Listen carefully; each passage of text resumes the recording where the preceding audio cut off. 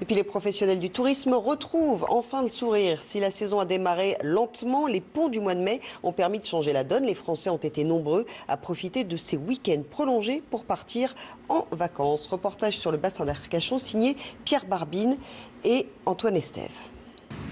Seuls sur la plage, ou presque, après un bon week-end de Pentecôte, les touristes repartent enchantés par un soleil généreux. On n'avait pas prévu de venir et puis on s'est décidé, là, jeudi je crois, on s'est dit allez hop. Bon, et d'ailleurs c'était pas facile pour trouver un hôtel, hein. Il y avait beaucoup d'hôtels complets sur Arcachon déjà. Samedi, dimanche, Arcachon c'était plein à craquer. Hein. La fréquentation est bonne sur la côte atlantique. Les week-ends rallongés sont déjà considérés comme réussis par les professionnels du tourisme. Mais les grèves à la SNCF pèsent lourd sur leur chiffre d'affaires. Ici, c'est moins 30% depuis 2 mois par rapport à 2017. C'est Paris qui vient sur le bassin d'Arcachon, tout le monde le sait. Voilà, bon, mais ils reviendront un peu plus tard. Voilà. Mais ça se ressent certainement ce week-end encore plus que les autres.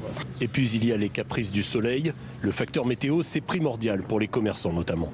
Le premier trimestre, il a été quand même compliqué pour la météo, parce que les week-ends ici, les gens ils viennent que pour le week-end et quand il fait pas beau, ils viennent pas. Voilà. Certains professionnels du tourisme qui étaient très inquiets, qui attendaient ces ponts du mois de mai, ont eu la chance de voir des réservations de dernière minute en grand nombre du fait de cette excellente météorologie. Ces derniers week-ends permettent donc de rattraper un début d'année morose et apportent un peu de confiance aux Français notamment. Du coup, les réservations pour l'été devraient s'accélérer ces prochains jours. Et puis l'arrivée